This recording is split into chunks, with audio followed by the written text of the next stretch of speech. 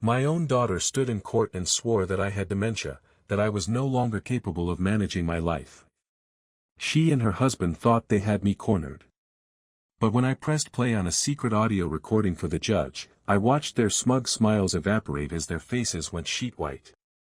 The courtroom fell silent, every eye on them. They told the court I had dementia. But when I played the audio file in front of the judge, their faces went white. That was the moment the truth came out, and it was only the beginning of my revenge. Before we dive deeper, don't forget to subscribe and drop a comment letting us know where you're tuning in from. A few months earlier, on a quiet Sunday afternoon, I sat at my kitchen table with my daughter, Laura, and her husband Eric. Sunlight slanted through the blinds, catching motes of dust in the air. I remember fiddling with the rim of my coffee cup, an uneasy feeling in my gut. They never dropped by unannounced like this.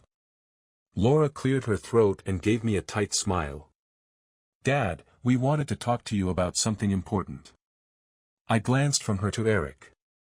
My daughter's brown eyes, my eyes, darted away the second I met them. Eric was studying the patterned tablecloth as if rehearsing words in his head. My heart kicked up its pace. "All right, what is it?" I asked, forcing a light tone. Laura reached across and touched my hand. Her fingers felt cold. "We're worried about you living alone here. Lately, you seem a bit forgetful." I blinked, not sure I heard correctly. "Forgetful? What do you mean?" She exchanged a look with Eric. He took a breath and said, "It's just little things, Henry. You've repeated stories to us a few times, asked the same question twice last week."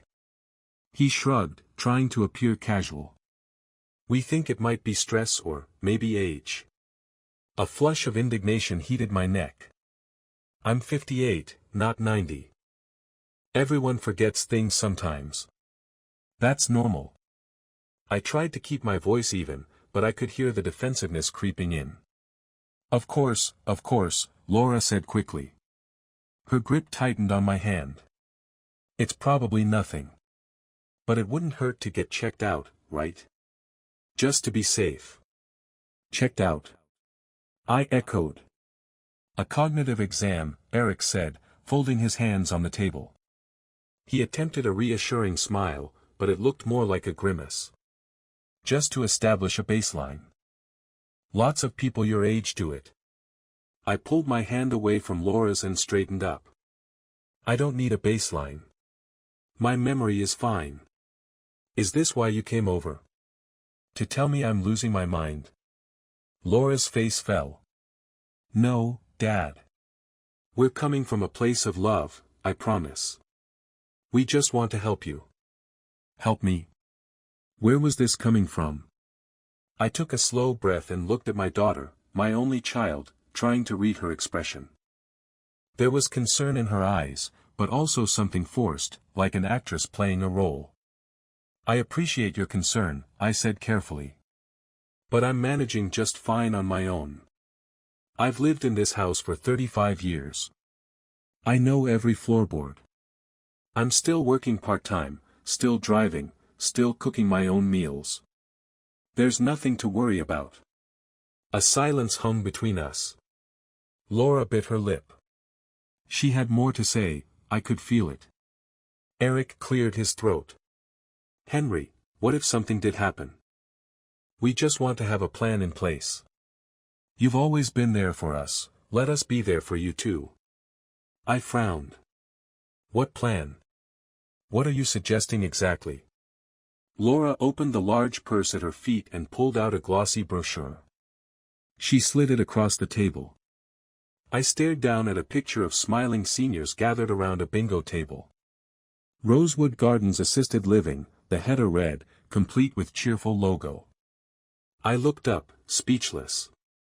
"It's one of the best retirement communities in the state," Laura said, rushing through the pitch. "They have a 24-hour medical staff, a great social program, and memory care services, if you ever needed them down the line." My chest constricted.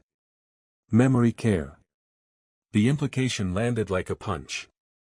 "Laura, I said, my voice low, why are you really showing me this? She reached for my hand again, but I pulled it back. Her face hardened slightly. Because we love you. And we want you to be safe. You live all alone in this big house. What if you fell or had a medical emergency? No one would know. I'm a phone call away, I countered. I have neighbors, friends. I wear that emergency pendant you got me last Christmas, remember? I press one button and help comes. Eric sighed, as if he'd expected my resistance. Sometimes help doesn't come fast enough. Look, we already took a tour of Rosewood Gardens last week. Just to see. It's really nice, Henry. I think you'd be comfortable there. I pushed the brochure back toward them. My hand was trembling, I realized. I clasped it in my other to steady it. You two have given this an awful lot of thought without me, I said, unable to keep the bitterness out of my tone. Dad, please, Laura implored. Just, think about it. No decisions today. We wanted to put it on your radar. I stared at my daughter, this grown woman with worry creasing her brow, and tried to remember the last time she had been this concerned about my day-to-day life. We'd always been close, especially after my wife died. But lately, in the past year or so, something had shifted. Maybe since Eric lost his job briefly and I helped them with their mortgage for a few months, a favor I was happy to do. They'd been grateful, but I'd sensed a strain, an awkwardness about money afterward. Now here they were, suggesting I trade my home for a place at Rosewood Gardens. I felt an unexpected stab of fear. They spoke so reasonably, but everything about this felt wrong. All right, I found myself saying quietly. I'll think about it. Relief visibly washed over Laura's face. Eric nodded, smiling. That's all we ask. We just want you to consider some options.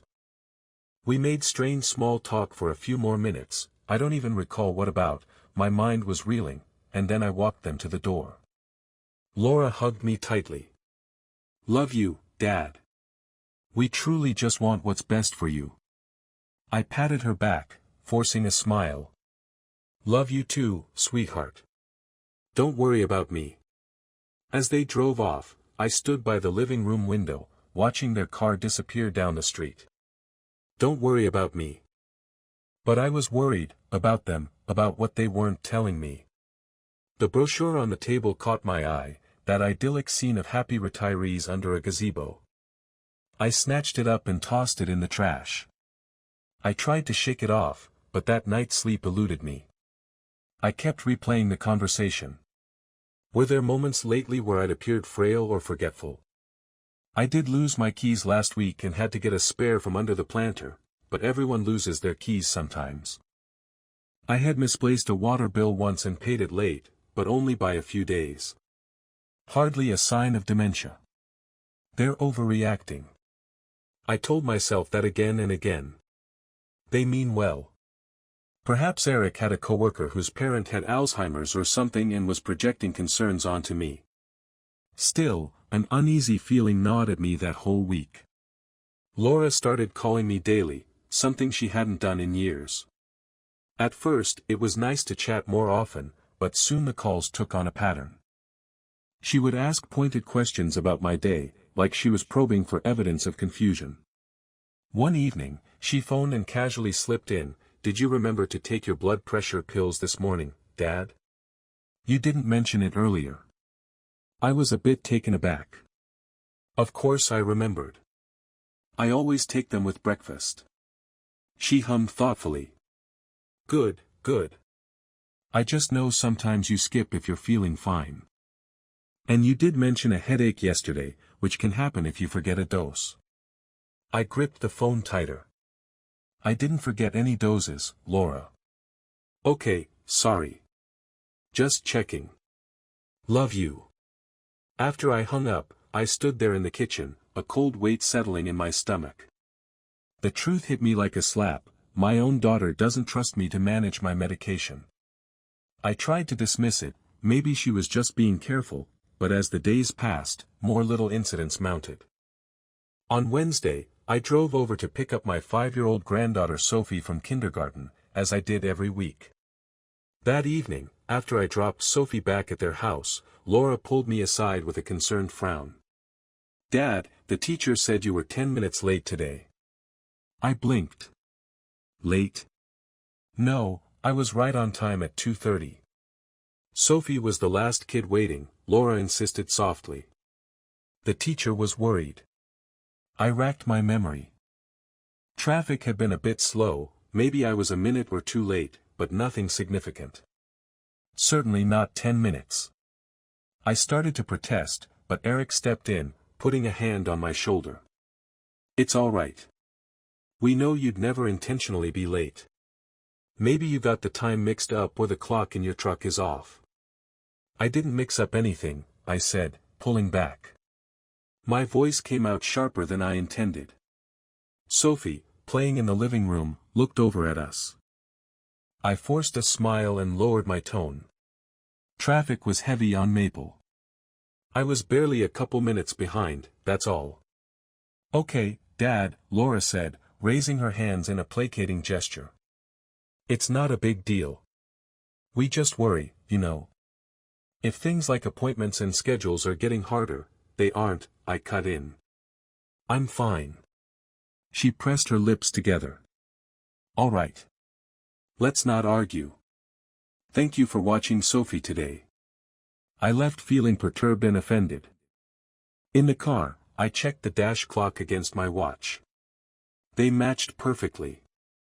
And I distinctly remembered arriving at 2:32 by that clock. 2 minutes late, at most. Hardly cause for alarm. The following Sunday, I invited them to my house for lunch. I thought maybe I could smooth over the tension, prove to them I was as capable as ever.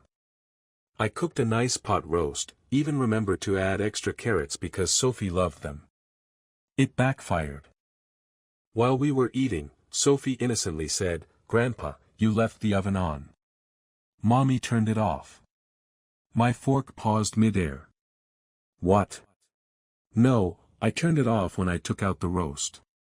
Laura gave me a sympathetic look. "It's okay, Dad." I noticed it was still on when I went to warm the rolls. The dial was still set to 350. I frowned deeply. I was sure I had turned it off. I was sure. But under her concerned gaze, doubt crept in. Did I forget? In 40 years of cooking I'd never once left the oven on inadvertently. I thought I turned it off," I mumbled. Eric flashed a quick smile. "No harm done. That's why it's good we're here to help with these little things." Little things. I felt my temper flare, but I swallowed it and forced a chuckle. Must have slipped my mind. Inside, I was anything but calm. Was I truly becoming absent-minded, or were they watching for any slip to confirm their worries? The whole lunch, I felt like I was under examination. It was suffocating. After they left, I paced the empty house, second-guessing myself. I walked to the oven and examined the knob. Could I have forgotten? Or, a new thought chilled me, could they have left it on intentionally, to create an example of my forgetfulness? I immediately dismissed the notion as too absurd, too cruel. This was my family, they wouldn't do that. They were just worried. But then why did I feel like a bug under a magnifying glass? I decided I needed an unbiased opinion for my own peace of mind. The next week, I made an appointment with my physician, Dr. Patel, for a checkup and a talk. Dr. Patel had known me 20 years, he'd shoot me straight. After a thorough exam and a long chat about memory, Dr. Patel smiled and shook his head. "Henry, from what I see, you're in remarkably good health. Blood pressure is well controlled, cognition tests are normal for someone your age, better than normal, actually. Whoever's telling you that you're slipping is overreacting." Relief flooded me. I let out a breath I hadn't realized I was holding. "That's good to hear." My daughter was worried I might be showing early signs of dementia. He raised an eyebrow. I really don't think so. Minor forgetfulness is common in what you described, an occasional misplaced item or name on the tip of your tongue, that's perfectly ordinary. You have no significant impairment.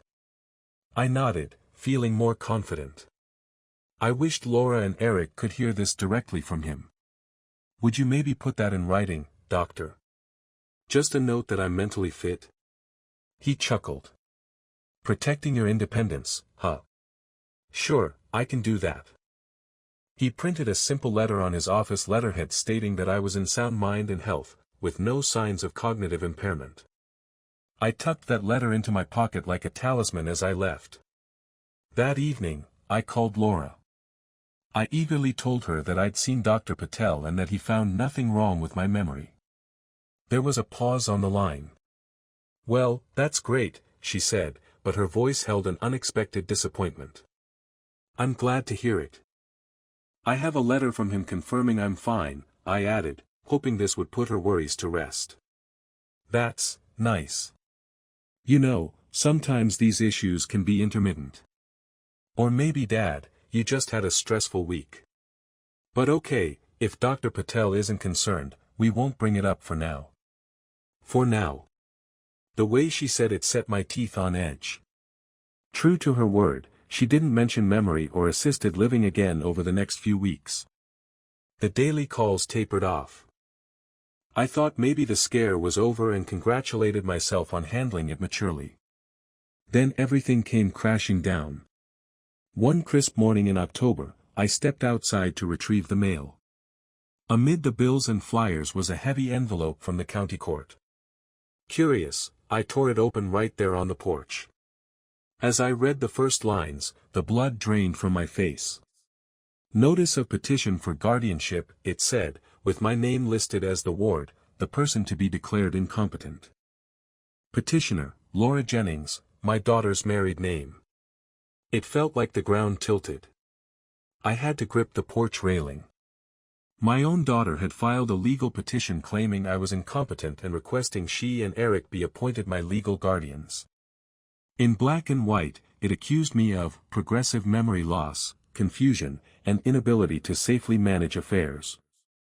It cited concerns about me leaving appliances on unattended, forgetting to pay bills, getting lost while driving, lies, all lies, or wild exaggerations. And attached was something even more gutting, a sworn statement from a doctor, someone I'd never met, stating I had signs of early-stage dementia and could not live alone safely. I must have read those papers 5 times, heartbeat hammering in my ears. It felt surreal, like some nightmare that looked like official paperwork. Each sentence was a stab. My daughter was asking the court to strip me of my independence. To declare me mentally unfit. Hands shaking, I went inside and sank into my armchair. The room spun around me. I forced myself to breathe slowly. This is really happening. Rage came next, hot and bitter. How could she do this? Without a word to me. All that talk of we just want you to be safe had been a smokescreen to start a legal process behind my back. And that phony doctor's letter, who the hell was Dr. Simon whose signature was on it? Certainly not my doctor. I snatched the phone and dialed Laura's number. She didn't pick up. I tried Eric. Straight to voicemail. The betrayal was almost too much to bear. Just a few lines on a page had shattered my image of my little girl as someone who loved me unconditionally. I paced the living room, the petition papers clutched in my fist. My thoughts raced in circles. I needed answers. I needed someone to tell me this was a misunderstanding. Unable to sit still, I grabbed my keys and headed out. 15 minutes later, I was pounding on Laura's front door. She opened it, surprise and a flicker of guilt flashing across her face. Dad, what are you doing here? You know exactly why I'm here. I held up the crumpled court papers. What is this? Laura stepped out onto the porch quickly and shut the door behind her, glancing over my shoulder to see if neighbors were watching. Dad, I was going to talk to you. I'm sorry you had to find out like this. Her voice shook. Good, I thought. It should. Just tell me why, I managed to say, trying and failing to keep my voice calm. How could you do this to me, Laura? Your own father. She squared her shoulders, a defensive look crossing her face. We didn't do anything to you. We're doing something for you. You need help, Dad. We tried to get you to accept it voluntarily, but you wouldn't. We don't want to see you get hurt or ruin your finances because you're not thinking clearly. Not thinking clearly? I almost laughed at the absurdity. Because I was 2 minutes late to school pickup. Because an oven knob was left on. You're blowing tiny things out of proportion and you know it. Her eyes hardened. It's more than that. You gave your credit card number to that telemarketer last month. I cut in, I canceled it as soon as I realized it was a scam. Everyone gets scam calls, that's not a dementia symptom. And what about the time you forgot you'd already given Sophie her antibiotic and almost double-dosed her? She fired back. My mouth fell open. That never happened. I never once forgot a dose when she had that ear infection. I had a chart on the fridge to check off each one. You saw it yourself. Laura looked away, jaw tight. I could tell she was grasping at any anecdote to justify herself. My heart broke in that moment, seeing this cold determination in my daughter's face. Is this Eric's idea? I asked quietly. Has he been whispering that I'm senile so you two can, what? Take control of my money? My house? Her head snapped back, eyes flashing. How can you say that? We don't care about your money, Dad. This is about your safety and Sophie's safety. At the mention of my granddaughter, I felt a chill. What about Sophie? Her lips pressed into a thin line. Dad. I wasn't going to bring this up, but, the other week, Sophie told me you forgot her at the park for a while. I stared at her, incredulous. What are you talking about? I have never forgotten her anywhere. We went to the playground and I was pushing her on the swings the whole time. She said you left her alone by the slide while you went to the car. Realization struck. 2 weeks ago, at the playground, I'd walked 20 feet away to grab Sophie's water bottle from my car, in full eye shot of her the entire 30 seconds. I had called out to her that I was getting it. She was upset at the time because I made her leave early, perhaps she told her mom an embellished version. And Laura, it seemed, was eager to believe it. I almost couldn't find words. You think I'd abandon my grandchild at a park? Laura, how can you possibly believe that? She folded her arms, tears brimming now. I don't know what to believe. I want to believe you, Dad, but we've seen too many red flags to ignore. If we're wrong, the court will see that and nothing bad will happen. But if we're right and do nothing, I finished for her, voice shaking with anger, if you're right, you get to lock me up in some memory care facility and have control over everything I own. Her face went pale. This isn't about your assets. No. You asked the court to grant you authority over my finances, my home, everything, it's all in here. I waved the papers. What do you expect me to think? The front door opened then, and Eric stepped out onto the porch. He held up his hands. Let's all stay calm here. I turned on him, fury in my eyes. Did you put her up to this? Filling her head with lies about me? Henry, he said evenly, this was a family decision. We're truly trying to do what's best. The lawyer advised us to file now because these processes take time and we didn't want to wait for a tragic accident to prove us right. My hands balled into fists at my sides. Lawyer. They'd already been to a lawyer. Behind my back, planning everything. I sat there feeding you both dinner while you were planning to betray me, I said, my voice thick. How long have you been plotting this?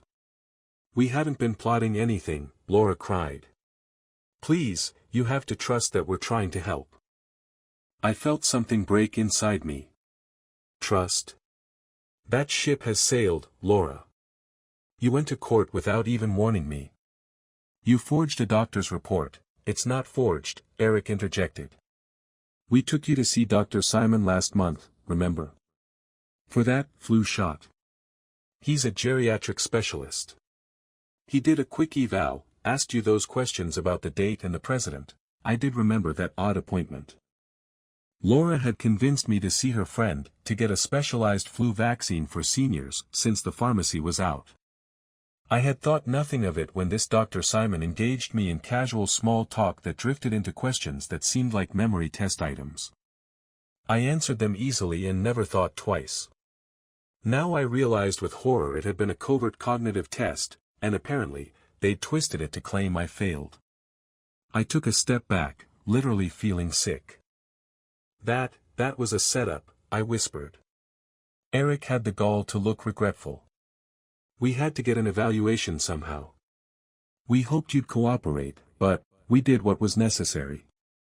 I stared at the two people in front of me, people I loved, people I would have laid down my life for, and I saw strangers. I saw predators cornering their prey. And I was the prey. My heart thudded painfully in my chest.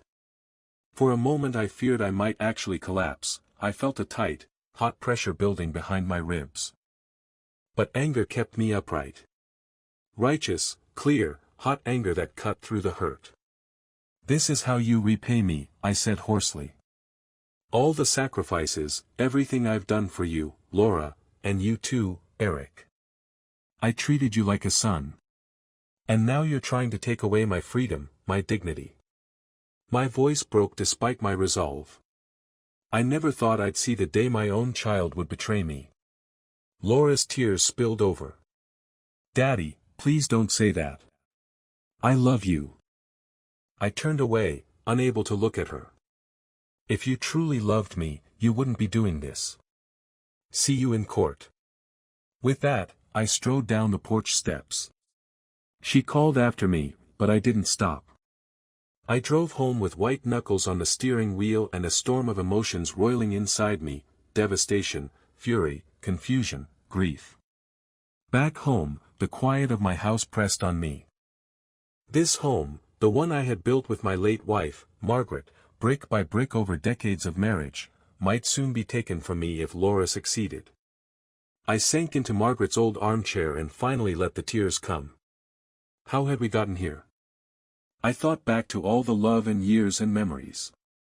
After Margaret died 9 years ago, I had poured my heart into raising Laura alone. She was in her early 20s then, just out of college. Losing her mother had devastated her, it devastated us both, and it forged a bond of steel between us. We grieved together and healed together. I learned to cook all her favorite meals, just like her mom used to. We had Friday movie nights to fill the void of Margaret's laughter. I helped pay off her student loans so she wouldn't struggle. Every dream she had, I encouraged. When she landed a great job in marketing, I was there cheering her on. When she fell in love with Eric a few years later, I admit, I had my reservations, a father's protective instinct. Eric was charming, ambitious, maybe a bit too slick at times. But Laura adored him, and I convinced myself that seeing her happy was all that mattered. I even loaned them the down payment for their first home as a wedding gift. I still remember walking her down the aisle 5 years ago. She looked radiant, all glowing eyes and hopeful smiles. At the reception, she threw her arms around me and said, "Thank you, Daddy, for everything. I wouldn't be here without you." That memory stabbed at me now like a betrayal of its own. After they married, things were good for a while. We had Sunday dinners here at my house, laughter ringing through the halls again. When Sophie was born, my heart felt full for the first time since Margaret's passing. I became the doting grandpa overnight, babysitting whenever I could, sneaking Sophie sweets, building her a beautiful wooden dollhouse for her 3rd birthday. But gradually, I saw less of them. As Eric climbed the ladder at his company, he grew busier, and perhaps, I see now, a bit colder. There were signs of trouble I ignored, the time I overheard Eric on the phone with Laura, saying, "Your dad wouldn't even notice if some money went missing, he's so out of it sometimes." When I gently confronted Laura, she'd laughed it off, saying I must have misunderstood. Then last year, Eric lost his job in a corporate downsizing. They were stressed for money. Laura asked if they could move in with me for a few months to save on rent. Of course, I said yes without hesitation. I converted the study into a nursery for Sophie, rearranged my routine entirely to accommodate them. It was chaotic but also wonderful to have a full house again, bedtime stories with Sophie, family dinners every night. I thought we were happy, despite the circumstances. I gladly covered most of the groceries, the utilities, whatever I had was theirs. When Eric found a new position and they moved back out, I'll admit, I missed them terribly. The house felt empty again. Perhaps that was when the seeds of this started. I recall Eric seemed unusually interested in my finances around then, offering to help out with my budgeting since I was on a fixed income now. I declined politely. I'd handled my finances my whole life just fine. My mind returned to the present and the dire situation at hand. I realized through their time living with me, they had ample opportunity to observe me, and apparently decided I wasn't up to snuff. Or, more cynically, they saw how much equity I had in this house, how decent my retirement savings were, and decided they wanted to control it. I scrubbed a hand over my face, drying the angry tears. My vision landed on the framed photo of Margaret that sat on the bookshelf. Gosh, how she'd loved this house. We had saved every penny in our 20s to afford the down payment. Built our lives inside these walls. In the photo, she's laughing, holding baby Laura in her arms on this very porch, circa 1988. What do I do, hon? I whispered to the photo. The last promise I'd made to Margaret on her deathbed was that I'd look after Laura, protect her, make sure she was all right. I never imagined I'd need protection from Laura. I sat there for what felt like hours, the petition papers spread on the coffee table like a poisonous letter. Somewhere in that haze of hurt, resolve hardened within me. I was not going to let them do this. I wasn't going to be meekly led off to some home, or let them pick apart everything I'd built. I might be in my late 50s, but I still had plenty of fight left in me, and a sharp mind, no matter what they claimed. First things first, I needed a lawyer. If they'd lawyered up, I had to as well. And I needed evidence to counter their lies. I remembered Dr. Patel's letter in my coat pocket. I pulled it out and reread it. It was a start, but given they had another doctor's contradictory opinion, it might not be enough. It'd be my word against theirs unless I could prove deceit. Then there was the matter of that flu shot evaluation. They tricked me once, but two could play that game. A steely determination settled over me as I began formulating a plan. Years ago, I had been a contracts manager for a large firm, not a lawyer, but I worked with plenty of them and learned a thing or two about documentation and evidence. This situation was personal, far more emotional than any job, but thinking of it like a case to be solved helped me focus. I picked up the phone and called an old acquaintance, Martin Reed, who happened to be an attorney specializing in elder law. We weren't close friends, but we'd served on the same condo board years ago and kept in touch. He answered on the second ring, and after I explained the broad strokes, his normally jovial voice turned serious. He agreed to represent me and made time to meet the next day to go over everything. That night, I barely slept. I kept flipping from simmering anger to aching sadness. At 3 a.m. I found myself in the garage digging through boxes until I unearthed an old voice recorder, a little digital gadget I used to use for making notes during home inspections at work. I wasn't sure exactly what I'd do with it yet, but something told me to keep it handy. My smartphone could also record, of course, but the standalone recorder might be easier to hide if it came to that. The next morning, I met Martin at his office. The autumn sun was bright, and I felt a pang realizing the season, my favorite, was moving on without me noticing, consumed as I was by this crisis. Martin went through the petition with me in detail. "They've laid it on thick," he said, adjusting his glasses. "They claim you're a danger to yourself and others, citing those incidents. They have that Dr. Simon's report. Have you ever seen that doctor before? Never, I said. And the evaluation, if you can call it that, was under false pretenses. I wasn't told what it was.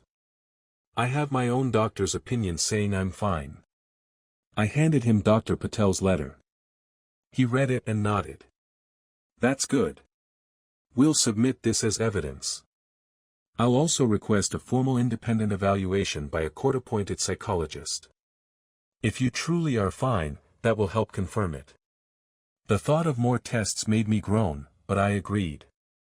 However, Martin continued, we may be dealing with some underhanded tactics. If what you say is true, that they set you up without telling you, it speaks to their intent. We need to prove they are acting in bad faith, possibly for personal gain. My jaw tightened. They are. I'm sure of it. But how do I prove that? They'd never admit it if asked directly. Martin gave me a long look. Sometimes, people slip up. Or they say things when they think no one's listening. You said something about considering recording them? I hesitated, then pulled out the little voice recorder from my pocket. If I can catch them admitting this is more about getting my assets or something. Would that even be admissible? He pursed his lips. Laws on recording vary by state, but as long as one party to the conversation consents, that can be you, it's usually legal. The trick is getting them to talk openly. They're already on guard now, I suspect. Yes, they would be. After my confrontation, they'd know I was upset. But maybe they believed I was just hurt and would come around. They probably assumed I had no fight in me. Little did they know. I might have an idea, I said slowly. What if I pretend to cooperate?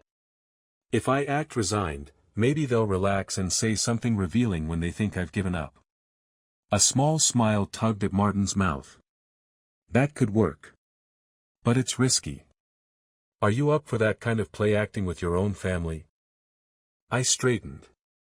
The image of Laura and Eric's faces, so resolute as they tried to justify their betrayal, flashed in my mind. I can do it. I have to. We planned it out. The hearing was scheduled for November 20th, about 3 weeks away.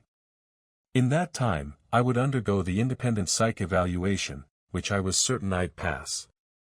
More importantly, I'd try to gather any evidence of their ulterior motives. The goal was to show the judge not only that I was competent, but that my daughter and son-in-law were lying for selfish reasons. That evening, I called Laura. I injected as much weariness and defeat into my voice as I could. "Hi, sweetie," I said when she answered. "Dad," she sounded cautious. "I've been so worried. You didn't answer my texts." I had ignored several that came through after I left their house. She'd sent "please let's talk" and "I love you, Dad" and other guilt-laden messages. I needed time, I replied dully. "Listen, I spoke with a lawyer today." She inhaled sharply. "Oh, you did?" "Yes. He explained everything you're trying to do." Silence on her end. Then, in a small voice, "We're not trying to do anything to you. We're trying to help, I'm not arguing," I interrupted, keeping my tone flat. "I just want you to know. I won't fight it." A pause, then she burst out, "What do you mean you won't fight it?" I let out a long, tired breath. Maybe you're right. Maybe I do need some help. If you and Eric believe this is for the best, I won't stand in your way. The lawyer said I have a right to contest, but I don't want an ugly court battle with my own daughter. I don't have it in me. I almost hated myself for how pathetic I sounded. But it had the intended effect. "Oh, Dad." She actually sobbed in relief. "I'm so glad you're seeing that we want the best for you. I swear, after it's done, you'll see it's not so bad. We'll make sure you're comfortable and taken care of." My grip tightened on the phone. I forced out the next words. "I'm sure you will. I just have one request." "Anything, Daddy," she said quickly. Don't sell the house, I said. Let me keep living here with a caregiver, perhaps. I don't want to go to Rosewood or anywhere else yet. I promise to cooperate with whatever help or supervision you think I need, just let me stay in my home as long as I can.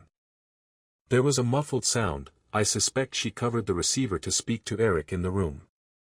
Then she came back, voice gentle. We can discuss that, okay? I can't promise, because ultimately the guardian, which would be me, has to decide what's safe. But we don't want to uproot you if we don't have to. I closed my eyes. If we don't have to.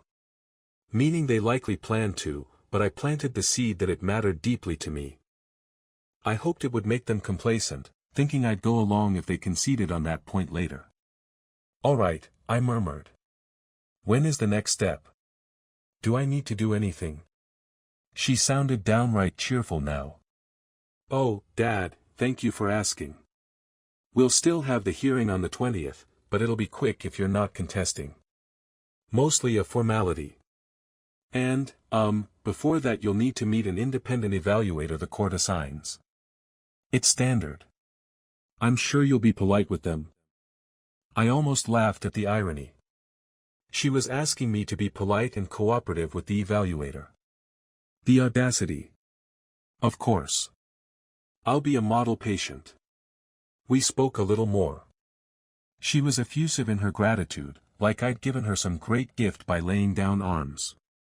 When we hung up, I felt dirty. The lie sat on my tongue bitter and corrosive. But I reminded myself, they started this war, not me. Over the next 2 weeks, I played my role. I allowed the court-appointed psychologist to visit me at home for an interview and cognitive tests.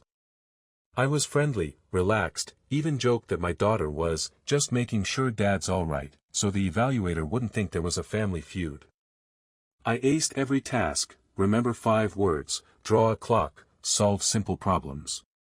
He actually commented that I was sharp as a tack.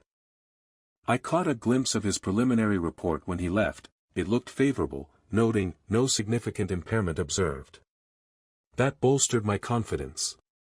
Meanwhile, I stayed in touch with Laura and Eric, keeping up the facade. I invited them over for dinner the Saturday before the hearing, feigning a desire for peace. In truth, I wanted to observe them, maybe even get them talking. They arrived with takeout. Laura insisted I not stress cooking. Throughout dinner, I acted a bit subdued, which wasn't hard given my anger just below the surface. I thanked them for helping me see reason. Each time I did, Eric would smile as if he'd won a prize. It took all my willpower not to lash out then and there. But I needed more. They were careful that night. Conversation stayed light. They didn't discuss their plans in any detail around me. It was after dinner that I took a calculated risk. As we sat in the living room, I pressed a hand to my forehead and feigned dizziness. Oof. I think I overdid it on the low main, I said weakly. Laura was at my side in an instant. Dad, are you okay? Just a little lightheaded. I might lie down. They fussed, but I waved them off and went to my bedroom, closing the door. The moment I was out of sight, the play acting stopped. I was alert, every nerve on edge.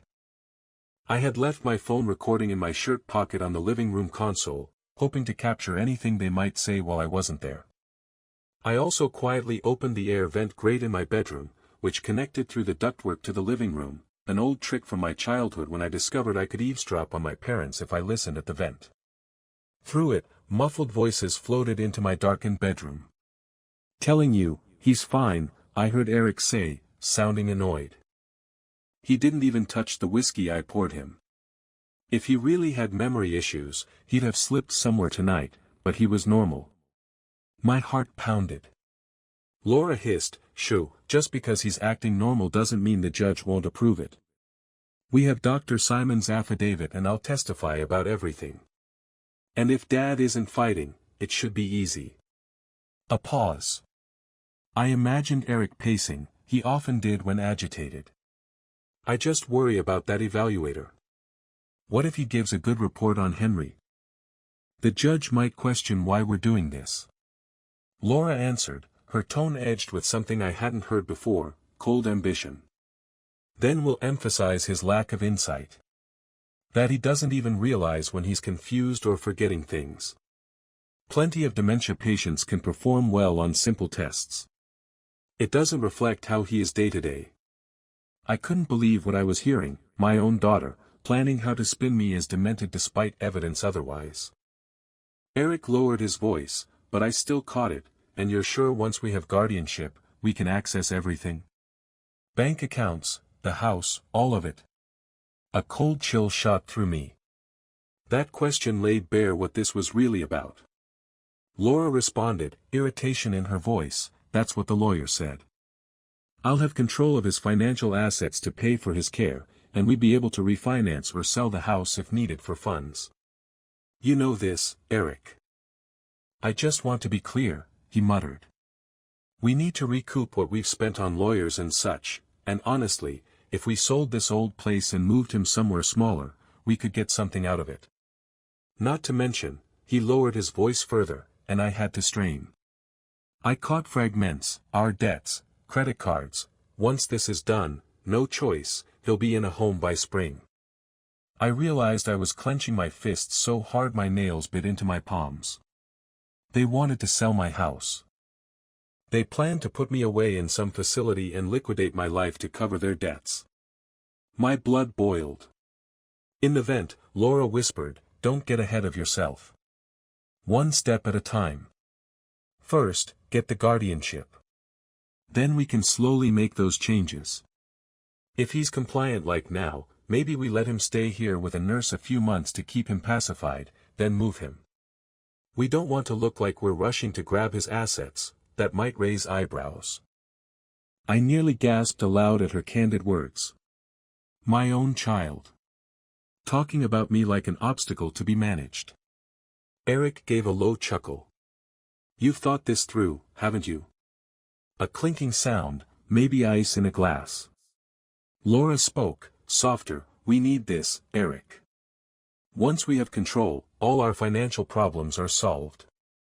Dad's pension, his social security, the house equity, will be able to breathe again. And it's not like he's going to need a big nest egg, his world will be a small room and a courtyard. I couldn't listen anymore. I felt physically ill. I carefully replaced the grate and backed away, tears of fury in my eyes. It was worse than I thought. My daughter and her husband were essentially planning to steal my remaining years for their financial gain. Yet even as despair threatened to swamp me, a stronger feeling grew, determination. They thought I was pacified, that I would go meekly. They were about to get the shock of their lives. I waited until I heard them preparing to leave, murmuring something about letting me rest. I quickly wiped my face, straightened my shirt, and shuffled out of the bedroom, pretending to be groggy. You guys heading out? I yawned. Yes, Laura said softly. You looked so peaceful, we didn't want to wake you. Feeling better? I forced a sheepish smile. Oh, yes. Sorry about that. Just needed a quick nap. I'm fine now. We said our goodbyes. I even thanked them for coming, which felt like poison on my tongue. Eric gave me a firm handshake and said, take it easy, Henry. We'll check in tomorrow. As soon as their car rounded the corner, I flew to my phone. It was still recording. I stopped it and played back the last half hour at a low volume, my heart racing. It had caught nearly everything, their discussion of spinning the evaluator's report, the question about accessing assets, Laura's comment about selling the house, and her chilling line about my world shrinking to a room and courtyard. I felt a surge of vindication and adrenaline. This was it. The smoking gun I needed. That night, I copied the audio file from my phone to my laptop and to a USB stick, even emailing a copy to myself for good measure. I wasn't tech-savvy enough to edit or enhance the sound, but it was clear enough with headphones. Martin would know how to present it in court if needed. The next day, I visited Martin at his office, practically bursting to tell him. When I played the recording for him, his eyebrows shot up. "Well, I'll be damned," he said softly when it finished. "This is something. Will it be admissible?" I asked anxiously. He rubbed his chin. "It should. It's extremely relevant, shows their motive is financial gain, not your well-being. I'll disclose it to their side as a potential exhibit. Frankly, Henry, this might not even go to a full hearing once they know we have this. They might withdraw the petition to avoid humiliation or legal consequences." That thought had barely crossed my mind, that they might back down. But now, hearing Martin say it, I realized that wasn't what I wanted. Not entirely. Of course I wanted the petition dropped, but I also wanted them exposed. I wanted them to face consequences, not slink away and plot anew later. "Let's assume they don't withdraw," I said. "I want to see this through in front of the judge." Martin nodded, a glint in his eye. "Understood. We'll do it your way." Over the next few days leading up to the hearing, I hardly spoke to Laura except to confirm I'd be there. I wanted to avoid any further conversation that might tip them off that anything was amiss. Finally, the day arrived. November 20th. A gray, drizzly morning. Fitting, I thought, as I donned my best navy suit, the same one I wore to Sophie's baptism. As I tied my tie, I took a steadying breath. The reflection in the mirror showed a man with graying hair at the temples, lines of worry etched on his forehead, but eyes that were clear and determined. "You know the truth," I told myself. "Now make sure everyone else does too." Martin picked me up and we drove to the courthouse. On the way, he briefed me on likely procedure. The petitioners, Laura and Eric, would have their chance to present evidence and testimony, then me, the respondent, would present mine. It wasn't a jury trial or anything, just us, their lawyer, my lawyer, and a judge in a small hearing room. We arrived a bit early. I spotted Laura and Eric down the hall, talking with their attorney, a stern-looking woman in a tailored suit. When Laura saw me, she gave a nervous smile and a little wave. I nodded benignly and took a seat outside the courtroom. I could see they looked a bit tense, likely normal pre-court nerves. If only they knew what was coming. At 10 a.m. sharp, the bailiff called us in. The courtroom was modest, with just a few rows of benches. We took our places, Laura and Eric to the right with their counsel, me to the left with Martin. The judge, a silver-haired man named Judge Thompson, shuffled some papers and peered down at us over his glasses. "This is case number 2025, GR 103, in the matter of Henry Caldwell," he began. "Petition for guardianship. Appearances." Laura's lawyer introduced herself, then Martin introduced us. Judge Thompson looked at Laura kindly. "Ms. Jennings, I have your petition here. I also reviewed the independent evaluator's report submitted yesterday, which is interesting." He flipped a page. I saw Laura shift uneasily. "But I will hear from you first. Why do you believe your father should be declared incompetent and you appointed guardian?" Laura's lawyer stood. She launched into a rehearsed speech about my declining memory, incidents that put him and his grandchild at risk, and how Laura, out of love and concern, stepped up to ensure my safety. She referenced Dr. Simon's statement, painting him as an experienced specialist who detected cognitive issues. She downplayed the independent evaluation, a single snapshot that may not catch episodic confusion. I sat there listening, amazed at the confident spin. Laura sat, eyes cast down as if grief-stricken at my supposed condition. Eric occasionally squeezed her hand for show. Then their lawyer said, "I'd like to call Laura Jennings to testify." Laura was sworn in and took the stand at the side of the room. "Laura," her lawyer began, "why did you file this petition for your father?" Laura sniffled on cue. I did it because I love him. It's been so hard to watch his memory get worse. I'm just terrified he'll forget the stove on and burn the house down, or wander off and get lost." She dabbed at dry eyes, I doubted any real tears were coming. She went on, recounting the same handful of incidents, the oven, the school pickup, an exaggerated tale that I forgot Sophie at the park for 15 minutes, absolute lie, and even claimed I'd become increasingly paranoid and agitated, which was rich given the circumstances. I just want him taken care of, she concluded, voice trembling. If that means a court making it official so I can help manage things, then I'm willing to do that difficult thing for his sake. I clenched my jaw. To anyone who didn't know better, she appeared the dutiful, heartbroken daughter. Her lawyer then said gently, "What are your plans for your father's care if the court grants your petition?" Laura took a breath, eyes flicking briefly to me before looking at the judge. "At first, we'd like him to remain at home with daily caregivers, if possible. Familiar surroundings, you know. Eventually, if his condition progresses, we have identified a lovely assisted living facility, Rosewood Gardens, that can provide for his needs. But we won't rush that. And of course, I would manage his finances to ensure everything is used for his benefit, medical bills, home upkeep, care services." I couldn't hold my tongue. I leaned toward Martin and muttered, "Used for their benefit, more like." The judge glanced my way, and I quieted. We'd get our turn. Laura's lawyer finished up with some formalities, then Martin stood for cross-examination. His tone was polite but firm. "Mrs. Jennings, you testified that you believe your father's memory is declining. Yet the court-appointed psychologist's report states Mr. Caldwell's cognitive function is intact and age-appropriate. Can you explain that discrepancy?" Laura shifted. "Like I said, those tests might not capture everything.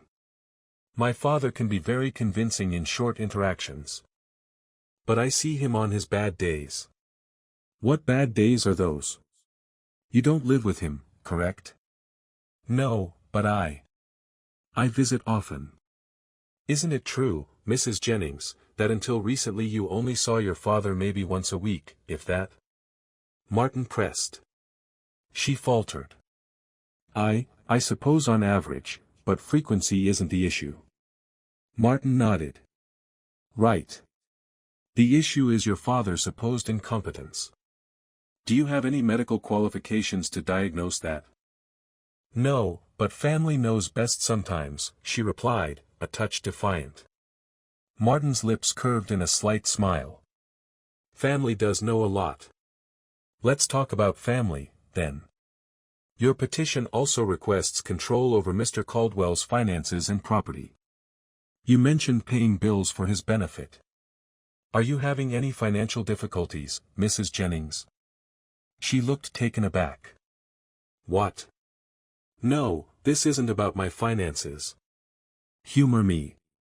Do you or your husband have any outstanding debts? Credit card debt, for instance?" Her lawyer objected. "Relevance?" Martin responded calmly, "It goes to possible motive, Your Honor."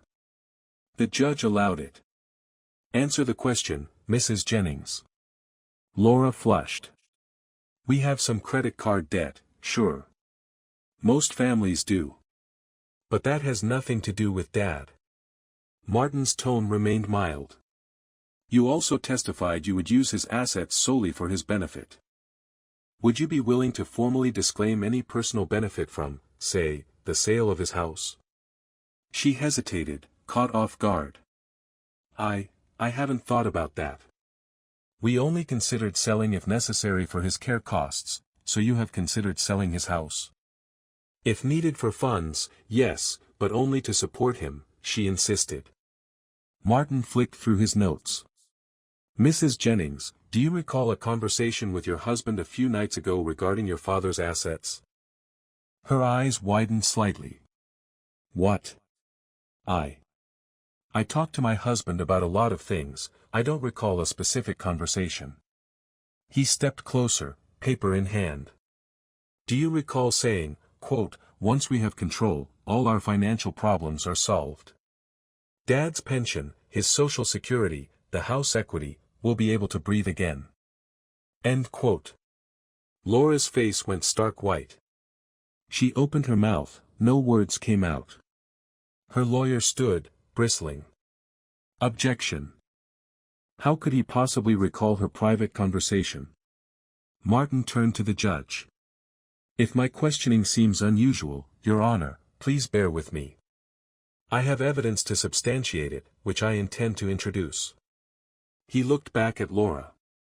Mrs. Jennings, did you or did you not say those words? She looked flustered, angry. No, I never said anything like that. This is outrageous. Were you spying on me? Her lawyer put a hand on her shoulder, signaling her to quiet down. The judge's brow furrowed. Mr. Reed, he said to Martin, where is this line of questioning going? Martin replied, Your Honor, it's going straight to the heart of the matter, whether this petition is truly in the best interest of Mr. Caldwell or a scheme for personal gain. We have obtained an audio recording of the petitioners when they believed no one was listening. It will clarify everything. Laura's lawyer sputtered, this supposed recording, we haven't been provided any such evidence. Martin shrugged.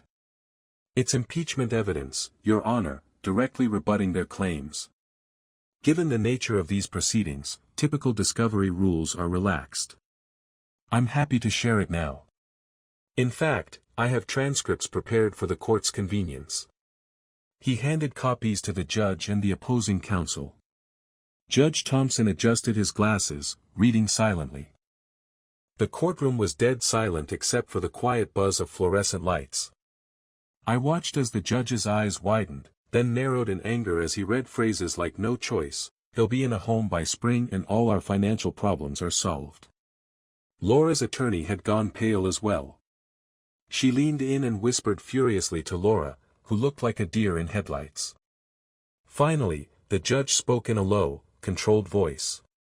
I think we need to hear this recording. He gestured to Martin. You may play it, Mr. Reed. Martin pulled out his tablet, already queued up. This was recorded 3 nights ago. The voices are of Laura Jennings and Eric Jennings. My client will testify he recorded it in his own home, which is legal. He pressed play. The sound quality was a tad tinny, but the words were clear in the hushed courtroom. Laura's voice, saying, will emphasize his lack of insight. Plenty of dementia patients can perform well on tests, then Eric, and you're sure once we have guardianship, we can access everything? Bank accounts, the house, all of it. Laura's lawyer buried her face in her hands. Laura herself was staring at me across the room in horror, tears streaming, whether from anger or remorse, I couldn't tell. The recording went on. My heart pounded all over again as I listened to their casual cruelty. We need this, Eric. Dad's pension, his social security, the house equity, we'll be able to breathe again. A strangled sob came from Laura's seat. The judge shot her an incredulous look and held up a hand for silence. On the recording, Eric's chuckle sounded, then Laura's voice, we don't want to look like we're rushing to grab his assets. If he's compliant like now, maybe we let him stay home with a nurse a few months to keep him pacified. His world will be a small room and a courtyard. At that, I heard an angry expletive hiss out of Eric's mouth at the petitioner's table, likely realizing how damning this all was. Laura just wept softly, face in her hands. The recording finished. I realized I'd been holding my breath. I glanced at Martin, who gave me a reassuring nod. It was done. Judge Thompson slowly removed his glasses.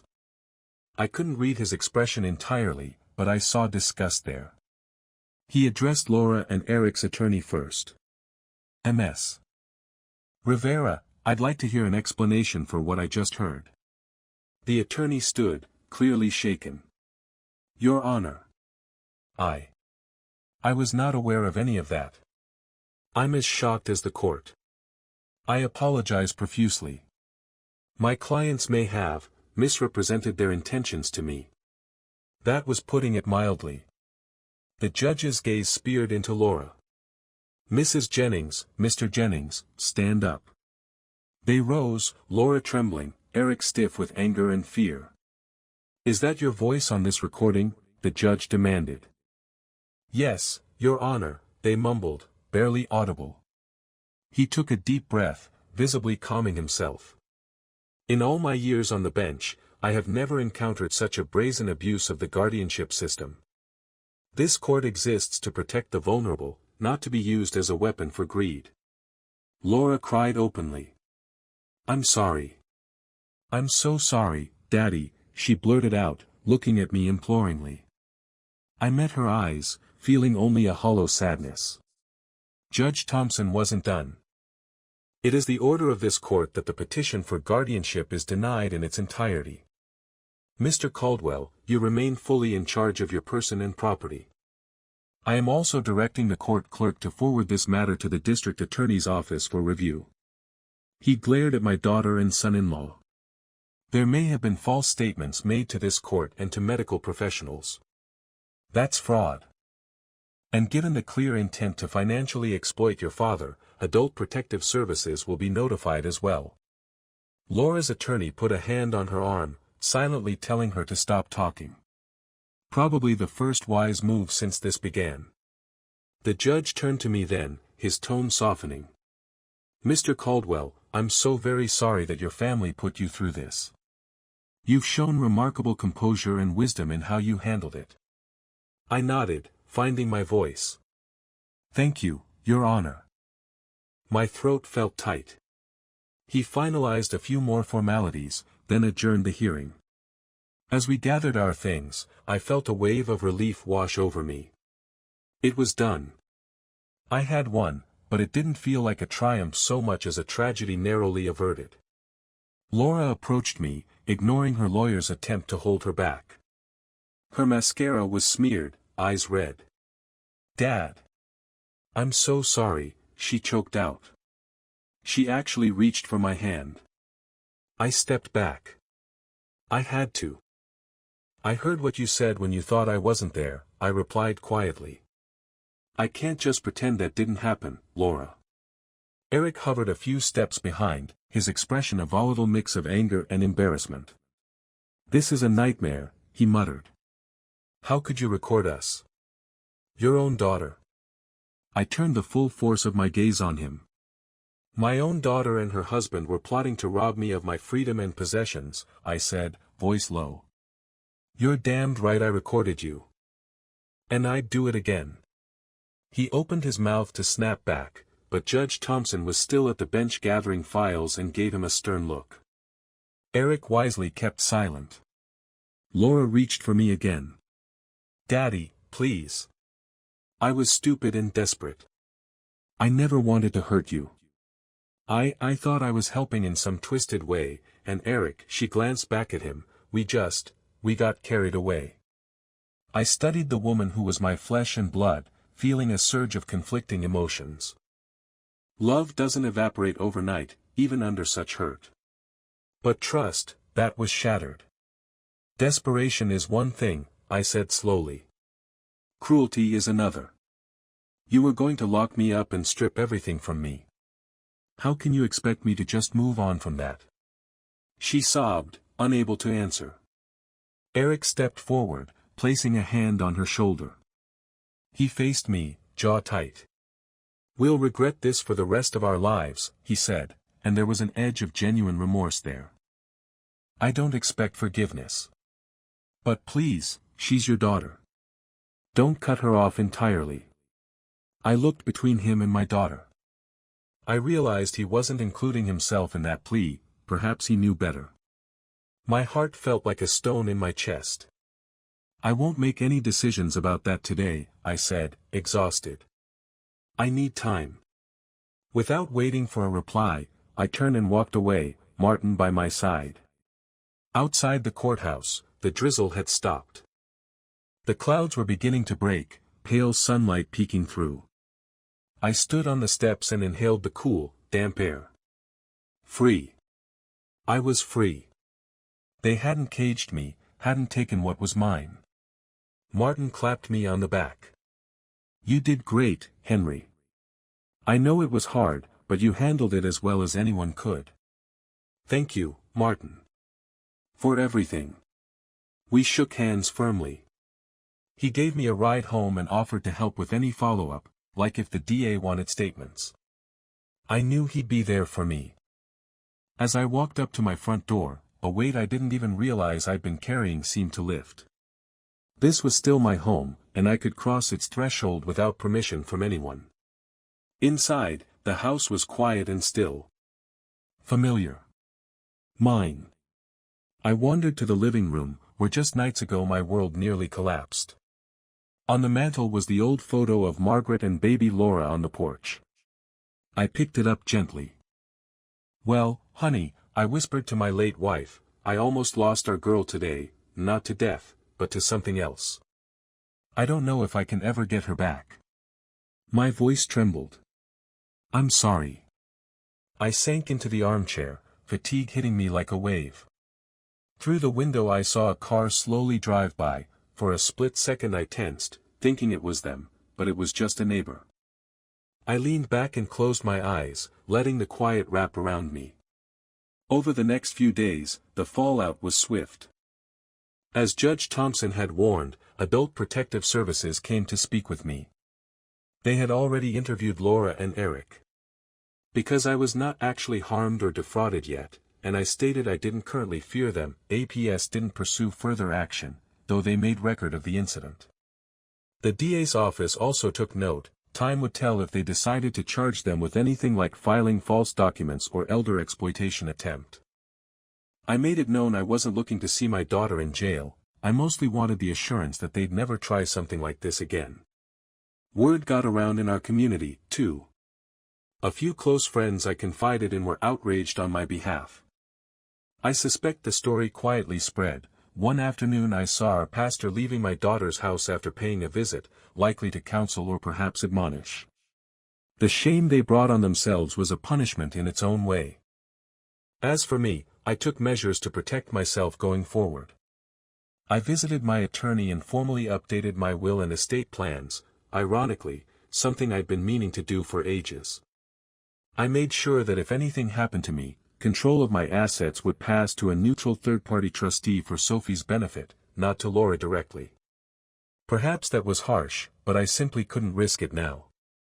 I also set up powers of attorney with alternates I trusted, to avoid any future power grabs. In the weeks that followed, I kept my distance from Laura. She reached out via letters, heartfelt apologies, begging for a chance to atone. I read them with tears in my eyes, but didn't respond. Not yet. The wound was too raw. One December evening, there was a soft knock at my door. I opened it to find little Sophie, clutching a drawing in her mittened hands, Laura standing a few paces behind with hopeful, pleading eyes. "Grandpa," Sophie said in her sweet voice, "I drew this for you."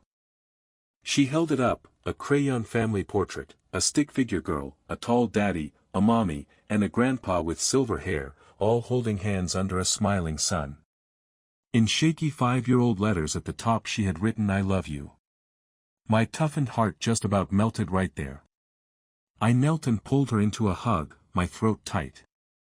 "It's beautiful, sweetheart." "Thank you." Laura stepped forward. We were in the neighborhood for the Christmas tree lighting on Main Street. "Sophie insisted we bring that to you." I looked at my daughter properly for the first time since court. She seemed thinner, and there were heavy dark circles under her eyes. She looked miserable, but also hopeful. I stood and nodded. "Would you both like to come in?" I was just about to make hot cocoa. Laura's eyes widened in grateful surprise. Yes, we'd like that." In the kitchen, I lifted Sophie onto a stool and let her sprinkle marshmallows into the mugs. She giggled as one bounced onto the counter. For a few minutes, it was blissfully normal. Laura and I carried the mugs to the living room. She admired the lights I'd hung over the fireplace. "I remember how Mom used to love decorating for Christmas," she said softly. I gave a small smile. She did. She'd be happy to see us here together. I watched Sophie curl up on the rug with a cookie, humming a carol to herself, oblivious to the drama that had transpired. Laura set her cocoa down, took a breath, and said, "Dad. I don't have the right to ask, but, can you ever forgive me?" I was quiet for a long moment. I can forgive, I said slowly. But it will take time to rebuild trust. What you did, it broke something, honey. Tears welled in her eyes. I know. I'll spend the rest of my life trying to make it up to you. I was so horribly wrong. We both were. Eric, he's too ashamed to face you, but he's sorry too. We nearly lost you, and we have to live with that. I studied her, my little girl, who had grown into a woman I didn't fully recognize for a while. I could see genuine remorse etched in her face. Why, Laura? I need to understand why you did it. She wiped a tear. Things were so hard, Dad. We were drowning in debt, fighting about money constantly. And I was so afraid for you, that something might happen when you were alone and I'd blame myself. Those worries tangled together and Eric and I, we started rationalizing that by helping you we'd also help ourselves. It became more about us, we lost sight of you as a person. I will never forgive myself for that. Her voice broke. I sighed and tentatively reached over to squeeze her hand. I appreciate you telling me. I just wish you had come to me, talked to me, instead of all this. She nodded, crying softly. I was afraid you'd hate me for being weak and needing money. And Eric, he has a lot of pride. We made a stupid, terrible choice. We sat in silence except for Sophie's soft singing to the cat in the corner. Finally, I spoke gently, you're my daughter. I could never hate you. I was hurt and angry, yes. Still am, in some ways. But I love you, and I love my granddaughter. I want you in my life, Laura, but I need to know it will be on the right terms. Anything, she whispered. Name it, and I'll do it. I thought for a moment. First, marriage counseling for you and Eric. This strain, you need help to work through it, and to ensure something like greed never overtakes your values again. She nodded eagerly. We already started seeing a counselor, actually. We'll continue. I promise. Good. Second, full transparency. If you're in trouble financially, don't hide it and cook up schemes. Come to me. I may not be able or willing to solve it, but I'd much rather have an honest talk, even if it's uncomfortable, than be deceived. Agreed, she said. I will. I'll be open. I squeezed her hand. And lastly, you must accept that I will be handling my own life. I've put safeguards in place legally. I'll ask for help when I need it. I'm not helpless yet. Don't treat me like I'm made of glass, that hurts more than anything. Tears spilled down her cheeks. I understand. I'll respect your independence, Dad. I pulled her into a hug then, and after a moment I felt her arms wrap around me tightly like they used to when she was a child scared of a thunderstorm. She was shaking, crying into my shoulder. I'm sorry, I'm so sorry, she kept repeating. I patted her back, my own eyes wet. Shoo. It's going to be all right. We'll be okay. I wasn't sure if that was entirely true yet, but in that moment, I believed it could be. Over her shoulder, I saw Sophie watching us, her big innocent eyes curious. I opened one arm and beckoned her over. She scampered into our embrace, giggling as we pulled her in. 3 generations, holding on to each other. That night, after they left, I stood at the doorway and watched Laura drive away, Sophie waving at me through the back window. I realized how close I had come to losing these moments forever, either by losing my freedom or by cutting ties in bitterness. And I realized, despite everything, how fortunate I was that the truth had come out in time. As I locked up and turned off the lights, I caught my reflection in the hallway mirror. I looked tired, yes, but there was a spark in my eyes that hadn't been there in weeks. Peace, hard won, was settling in. I had faced betrayal and turned it into justice. I had been sacrificed in their minds, but I survived and reclaimed myself. And perhaps, just perhaps, through that fire our family could be forged anew, stronger and wiser. Upstairs, I crawled into bed and exhaled deeply. The nightmare was over. My life was mine again, and tomorrow was a new day. Before I drifted off, I murmured a quiet thanks to whatever powers watched over, be it Margaret's spirit or simple good fortune, for helping me through. They had tried to break me, to betray me and bury me in lies. But in the end, I stood firm and shone the light of truth on their scheme. I closed my eyes, finally unafraid of what the next morning would bring. In the silence of my home, I found safety. And in the ashes of that betrayal, I found the strength to forgive, but not forget, to move forward, but forever wiser. My family had tried to take everything from me, but I had something in me they couldn't touch, the will to fight for myself. And because of that, at long last, I slept in peace. Hello everyone, and thank you for watching. I truly hope you enjoyed listening to this story as much as I enjoyed creating it. If you did, please consider liking the video and subscribing to the channel to help support the creation of more stories like this. Have a great day or evening.